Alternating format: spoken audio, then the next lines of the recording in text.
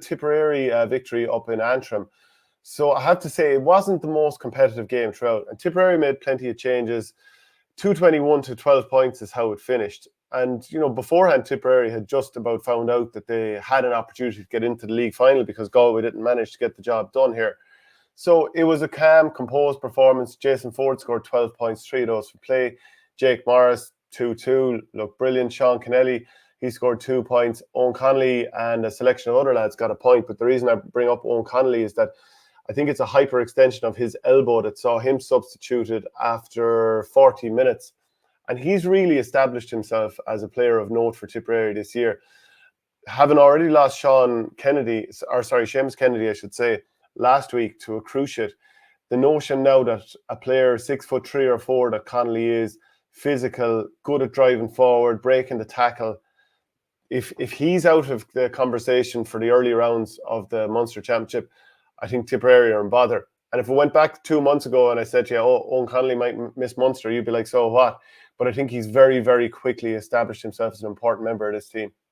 Well, it's looking like Cattle could be without 2 big kind of war dogs almost around that middle of the field. And Kendy's loss is from, he could even be the floating cornerback at times. His loss for probably 3 lines, maybe even 4 lines of the pitch is huge. The last thing, as you said there, they can afford to be without is another one of those players that's really versatile, probably anywhere across the half-back line, in around midfield, and a big kind of physical kind of specimen as well that can keep up with a lot of these potentially keep up with a lot of these Limerick lads in terms of physicality. That's a worry. And I'd say Liam Cattle could probably potentially afford to be losing in other lines, but not in around that area there. And that's where strength of squad and how many lads he's kind of tried out at different stages throughout the league and even in last year's championship, that's where hopefully he'll bear the fruits of that over the coming weeks and months, where that lads have had time in certain areas, because they're going to pick up more. That's just the nature of it. And you're never going into the championship at 100%. Never. No team will be. There's always going to be. It's just unfortunate that potentially you're missing 2 lads within what are you talking about? Within 6 days of each other, and they're both in around the same areas of the pitch. And Connolly has been one of the most impressive tip players throughout the league. You have to say though as well, I didn't think Jake Morris would be back as quick as he was. I didn't think he'd be back on form again as quick as he was. And he's a player that you'd be looking at, that he can hopefully carry Tip hopes on his shoulders to some extent, and he'd be a player that will take responsibility on board. And him being vice captain this year, I do think is a kind of a big move. It's almost like, here's the responsibility maybe that you crave. Let's see what you can do with it. Yeah, and you'd wish it was like American football in the sense that if someone was out for a while, they had to be registered on sort of an injury reserve list. So, is Cathal Barrett back soon? Is Barry Heffernan back soon? Mark Keogh's been mentioned here as well. Willie Connors, we haven't seen him. So I'm just wondering from a tip point of view, you're kind of in the dark to some degree. Some of the players that did play... It's funny, Shane, just on that, because I remember the last time I was in Vegas, all that information is relayed to you at the sports book or whatever. It's it's part of, I think it's to do with transparency, obviously, but it's also partly to do with the betting, I think, involved in these races, that you need to, it's that you can see a horse's form, that you have to be able to see what players are available to you. I don't ever see us getting to that point. Information is getting less and less in the GA, not more and more. Yeah, and Noah McGrath, he played in this game, played 56 minutes of the game. Pretty quiet, I would have said. But maybe he's, of course, trying to feel his way back after we haven't seen him so much this year at all. But, would probably need to be, hitting a higher tackle count, because I'm looking at Tipperary and I'm like, okay, obviously the full back line, your job is to survive and be able to bring the ball out, of course.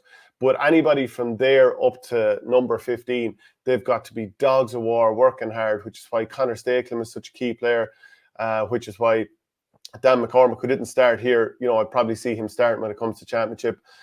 Paddy Cadell was very good in this game, I'd say. The amount of times he got on the ball and broke through the lines and set up a clear goal. Well, sorry, he gave the sort of secondary assist, we'll say, for a disallowed Jake Morris goal in the first half. So he broke through a tackle, was being tugged back clearly, then did, a textbook hand pass over the top for Owen Connolly to assist Morris. And they gave it for a thrown ball. And I've never seen a more obviously well-executed hand pass. But anyway, that was the case. And I see there's a comment in here saying, Shane and Michael, what would you think of Cahill bringing Barrett out the field now that Seamus Kennedy is out? Barrett is very versatile. And I might just take this one first before throwing it back to you. But I'm thinking, right, full back line, Craig Morgan is playing so well that he can certainly slot in there. Danny Slattery's made himself an option. Johnny Ryan's another option. But Ronan Maher's definitely going to start full back. Breen is going to start somewhere in the backs. Brian O'Mara is definitely going to start in the backs. And I was thinking that, let's say Conor Bowe is probably going to be the other wing back. And you're thinking, okay, if Craig Morgan, Breen and Ronan Maher are in the full back line, where does Barrett fit there? Now, we could bring Breen out to the half back line. But I was also thinking, based on coming up against maybe Keane Lynch and how good he is, even the other day, he didn't score, but the amount of times he came short for ball out the field and just popped it to a runner. Like, he's just, such a good hurler and clever ball player. Could you even look at playing Barrett centre back? Now, remember against in the All-Ireland in 2019, he more or less played sweeper against Kilkenny and went to town, albeit a 14-man Kilkenny that just kept hitting long ball.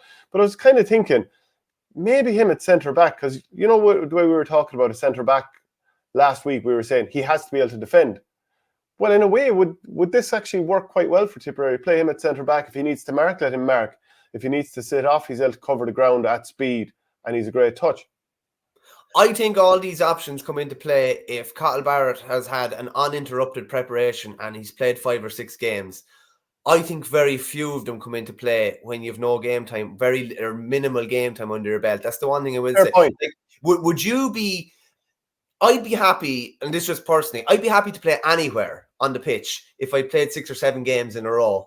I'd even be happy to be out midfield, no problem. Your eyes in, your confidence is up.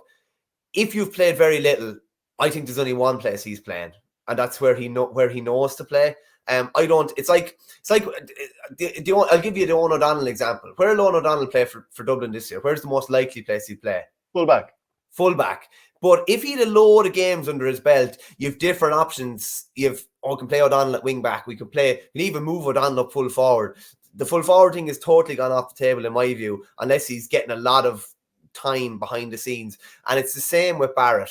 I just don't see it. I would see that as a live option, and you could play him floating anywhere out around there, or you could play him as a 6 against Limerick specifically if he had a lot of games under his belt.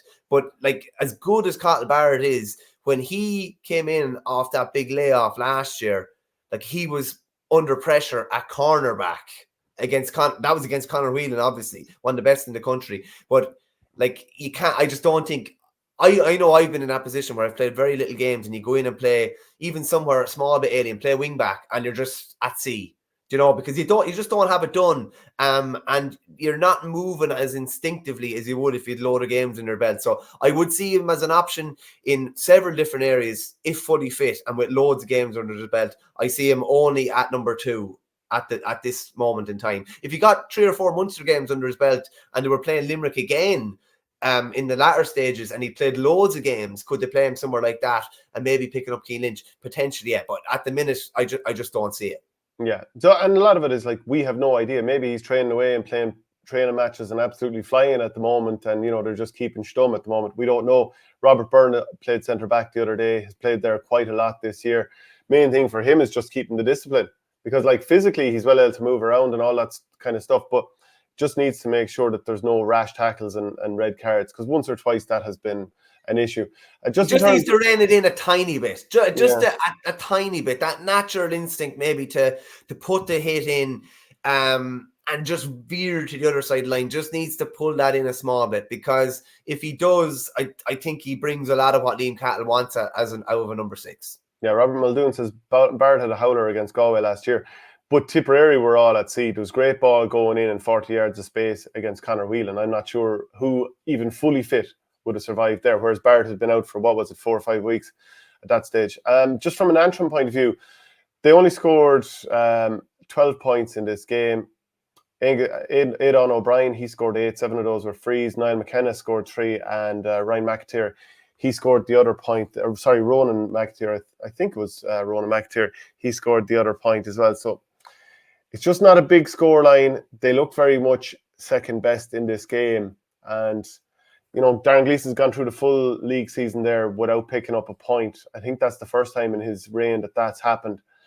And when you consider everybody that they're kind of missing, the whole thing, it's a tough start now going into championship. Yeah, very tough. To be fair, like the writing was on the wall before it started, though. Realistically, and the Dublin game was the game where they were going to get results. That was where they were going to get points on the board and potentially get a bit of a hop from that. They didn't get anything from that, and it's rather than getting a hop from it, it's probably taken a bit of any momentum away from them. Then all of a sudden, the way it works is you don't get a result, and then you start thinking about all the lads you're missing. If you do get a result, you kind of forget about all the lads you're missing. That's just the way it's worked, and like 12 points just won't cut it again. In modern hurling, that's a half-time score realistically, and that's just the nature of it. And it's gonna be tough in Leinster. I know Darren probably wouldn't thank you for it, but like this is not the position he would like to be in his 5th season going into championship. He'd want to be armed with everybody that he's worked on for the last 4 seasons, and he's just not in that position.